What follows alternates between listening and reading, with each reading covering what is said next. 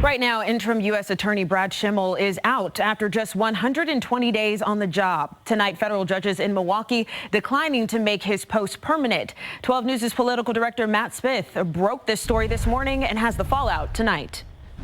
Tonight, federal judges in Milwaukee declining to make Brad Schimel the permanent U.S. Attorney in the Eastern District of Wisconsin. Attorney General Pam Bondi appointed Schimel to the 120-day interim post in November. After the typical process, a nomination from President Trump and U.S. Senate confirmation broke down.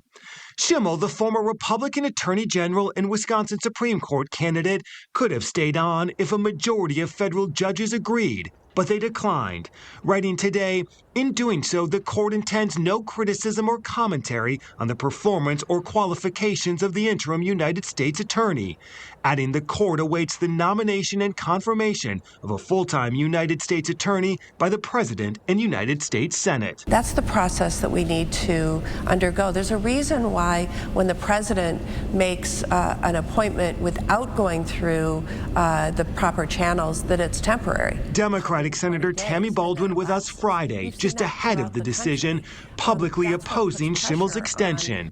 She now still has the power based on long-standing Senate tradition to block Schimel's confirmation if nominated by President Trump.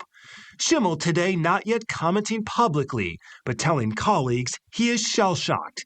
He talked with us just 3 days into his appointment. Is your role as U.S. Attorney political?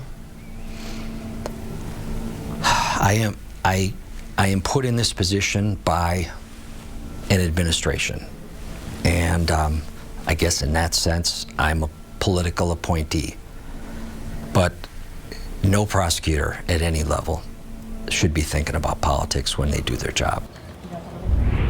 Matt, joining us live in the newsroom now. You broke the story this morning, so what happens now to the U.S. Attorney post? So, Rhea, there are a number of potential options at this hour. Ultimately, President Trump could nominate Schimel for Senate confirmation. It is unclear, though, if the White House will attempt to do that. And to that, Democratic Senator Tammy Baldwin has told you that she would fight that. Senator Baldwin wants to keep with Wisconsin's longstanding practice of having the state's bipartisan commission recommend some potential nominees.